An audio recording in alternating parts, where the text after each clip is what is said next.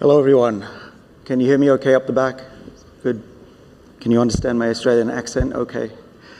Good. Well, thank you for having me today. I have 15 minutes to tell you about what is one of the most exciting changes for humanity that you may not know is actually happening.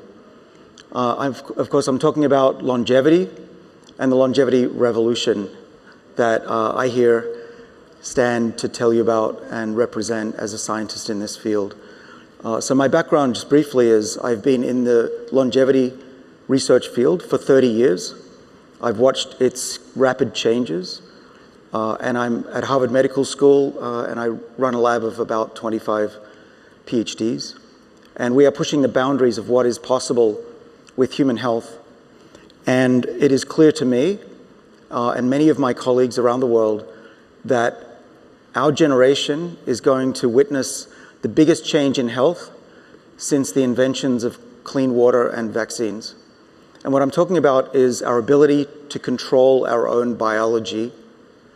And when that happens, and this may only be between 10 and 20 years in the future, we will look back at today, at our current healthcare, and think of it like it is very old-fashioned, if not medieval. So I'm talking about aging today, and for many years we've ignored aging. If you go to a doctor, typically a doctor says, well, you're getting old, it's normal for you to lose your eyesight, it's normal for you to have bad hearing, it's normal for you to get heart disease. This is aging, it's normal. And for too long, normal has equaled acceptable. And I'm here to say that we no longer have to think of something that's normal being acceptable. Everything else about our life, the air in this room, the lights, the clothes we wear, the cars we drive, this is not natural. This is not normal for humans. But we change our world for the better. And the same is going to be for how fast we get older.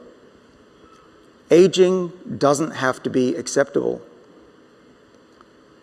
In my world, aging is a medical condition that's very common, and it's increasingly treatable. So what I show in this graph is how rapidly the rise is of diseases as we get older. On the bottom axis is the age that we get, and the diseases rise in risk as we get older. And what I want you to see is it's not a straight line, it's exponential, and they all go up. So by the time we're 80,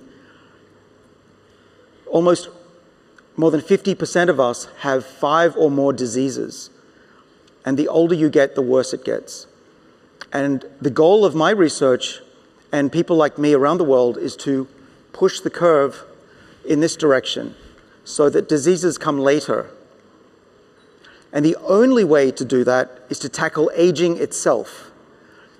Even if we cured all cancer today, we would only live an average of an extra 2.5 years. Let that sink in. All cancer's gone today. We only live, on average, another 2.5 years. Why? Because all of the diseases are going up at the same time. So we need to tackle all of the diseases at once, and that's aging. Aging is the cause of these diseases. They look different, right? In the brain, aging is different. It looks like Alzheimer's. In the heart, it looks like heart disease. In the skin, it looks like wrinkles. But the same process is the same in every tissue, and we can now slow it down. And what I'm going to tell you today is that next month, we're going into human clinical trials to test for the first time in history whether we can reverse the aging process and cure diseases. So it's a very important moment. So this is a World Forum. We want to talk about economics, I think. And we calculated, my colleagues and I in London, that the economic value to slowing aging is tremendous. It can dramatically improve the GDP of a country, even if you slow aging by 1 year. You just make your population live a healthy 1 extra year. And for the United States, for example, that's an extra $38 trillion. Why? Because people are not sick and they are more productive. If you extend out life